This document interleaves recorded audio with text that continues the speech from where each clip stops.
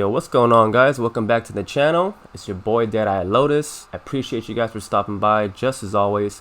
And today I got my version of the Pestilence build that I think you guys are gonna like. But before we get into it though, if you guys are new around here, you guys already know what to do. Please smash that like button and subscribe. Join the Lotus family. As you know, I will have more Division 2 content coming for you into the future.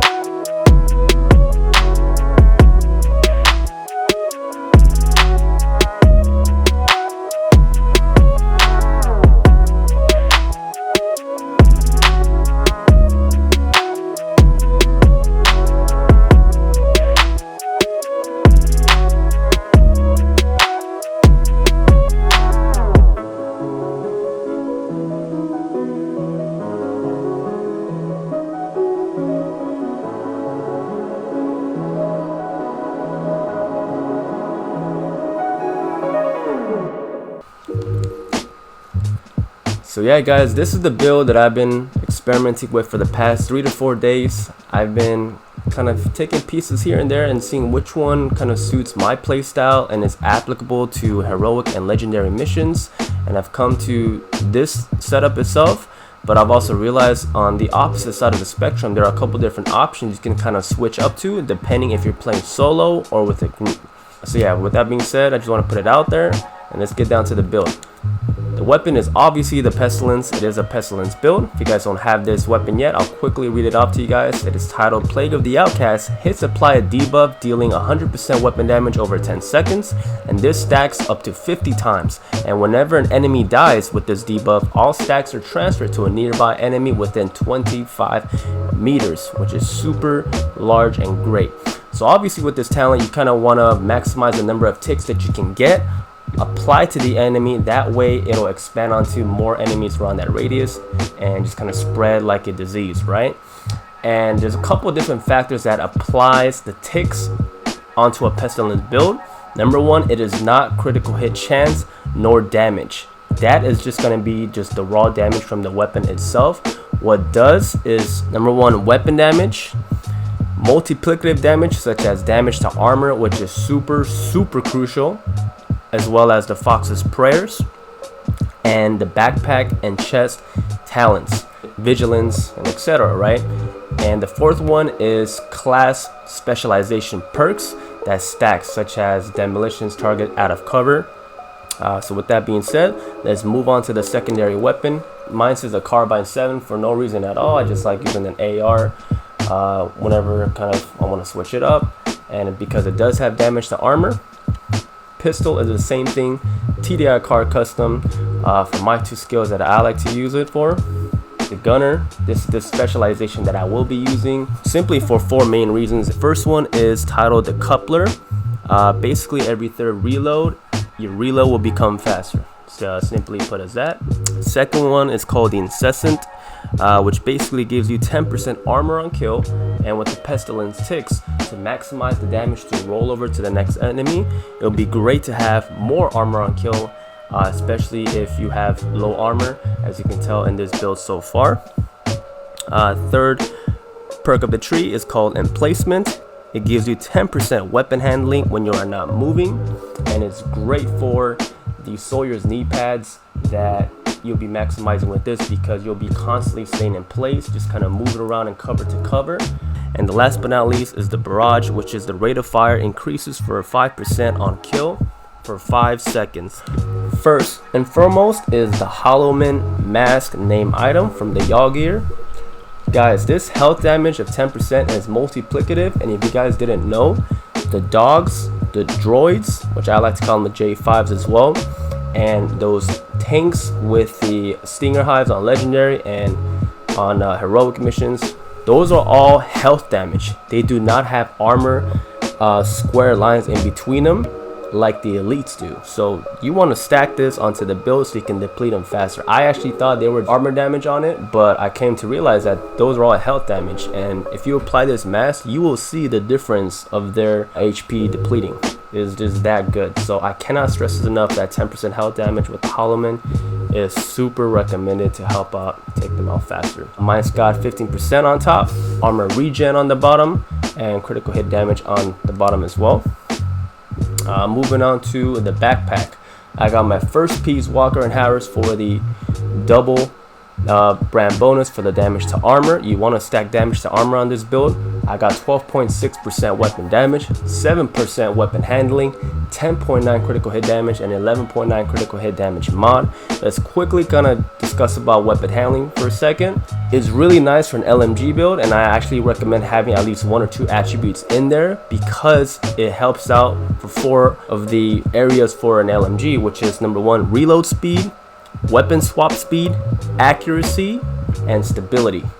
And as you guys know, for LMGs, the more RP that it has, the more recoil that it's gonna come with it as well. So the more stability it can have, the better, right? And thus is gonna help minimize the accuracy reticle for your LMG, and minimizing and thus hitting enemies from afar. So having some weapon handling in there is definitely recommended, and don't worry about critical hit chance and damage. You'll see in my statistics at the end. It is not important at all, because it does not apply for the ticks on this build. Talent on the chest piece is Overwatch. If you guys have never used this talent before, which I have never either until this build, I'll read it to you guys. It says, after staying in cover for 10 seconds, increases you and your allies total weapon and skill damage by 12% as long as you remain in that cover to cover move. So like I mentioned earlier before, Overwatch and all talents on your build is going to help stack the ticks onto the enemy. And Overwatch is nice because you're going to be playing this a little bit passive and cover to cover, so you kind of gain the benefit of going left and right and shooting from your left and right shoulder. And Overwatch is going to help give you that additive 12% weapon damage to you and all of your allies. Moving on to the holster, which is my second piece Walker and Harris for the finalization of damage to armor. Max weapon damage on top, 6% critical hit chance, and 12% critical hit damage. Fully guttural. Love this holster. Now let's move on to the backpack, which is the most controversial piece that you can have in this build. But first and foremost, 2-piece Petrov gives you LMG damage and a 10% weapon handling, which is great. Mine's got 13.3% weapon damage, 7% weapon handling, and 12% critical hit damage, and 11.9 critical hit damage mod. The talent on this baby is Unstoppable Force. Killing an enemy increases total weapon damage by 5% for 15 seconds, stacks up to 5 times. If you guys do the math, this is basically 25%, a Vigilance backpack that stacks. And obviously with Pestilence applying Vigilance onto this backpack, it's not going to be practical because you're going to be losing that buff, right? You don't have a shield protecting you to retain Vigilance. So Unstoppable Force is going to help do that for you. And especially when the ticks start spreading and it kills them, and you'll hear that little animation sound when you kill someone, that you kind of have the stacks building up. Just look out for the rhino icon down below underneath your ammo bar, and you can kind of monitor how many stacks you have. Now let's talk about the second option that I mentioned earlier from this video, is the Memento. This backpack is actually very nice, an alternative that you can use depending on the scenario and the difficulty and the number of players that you use, because this backpack is a jack of all trades. Weapon damage, armor. As I apply this, you can see I'll move up to 1.1 million armor, and it gives me an additional skill tier. But what helps out is the kill confirm talent for the additional 5% weapon damage, more bonus armor, and it also gives you armor regeneration as well. With this small build, the more regen I have, now I increase my survivability, which is his biggest weakness to this build, and the skill efficiency for the skill that I'll be using. So this backpack is not a bad option at all, and sometimes I even run it. The only reason why for me my preference is to not use it is because I don't like to be dependable on the trophies, especially when I am on heroic missions. I like to just clear them with consistency through weapon damage, and Unstoppable Force does that for me. But if you guys want to play on legendaries with a group, you guys can by all means do so. I've tried it as well, and it's also really great. I even still maintain the original setup with my buddy who likes to use a healer build to kind of help out with the survivability that Memento does give. So you can kind of swap out in between depending on the scenario and what you're doing. So you're not really missing out too much. Only thing you lose is 10% weapon handling and the Unstoppable Force talent. Moving on to the gloves, we got the Contractor's gloves for the LMG damage and the weapon handling for the second piece. Multiplicative damage to armor, fully God Roll weapon damage on top, and a 12% critical hit damage on the bottom. And finally, the last piece is the Sawyer's knee pads. Guys, I've slept on this exotic knees for the longest, and I've never used this in a build till now. And it's mostly because I've always looked at the first half of the description, which is cannot be staggered by explosions, and I didn't even realize how this could be used in a build. I've seen the weapon damage that it gives, which is increases total weapon damage by 3% each second that you are not moving, and stacks up to 10 until you start moving, and all the stacks are lost 10 seconds after you stop moving, right? So basically, as long as you remain in cover to cover and you're just shooting from left and right positions, you're not actually standing up, or you're gonna retain the Sawyer's knee pads weapon damage stack.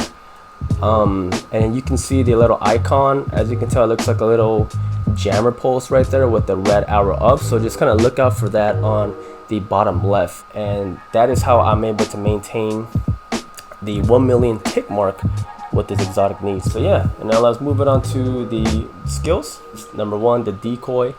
Super vital with the Pestilence build, because none of these 6 pieces are gonna be applied to the enemy if they can spot you and are just dishing out damage. Especially on legendaries, those guys are relentless. So what's the best way to apply Pestilence and utilize all of these together is the decoy. This baby is gonna throw the attention off of you and put it onto the decoy, giving you the time to do what you do best, which is smack these guys with the Pestilence tick.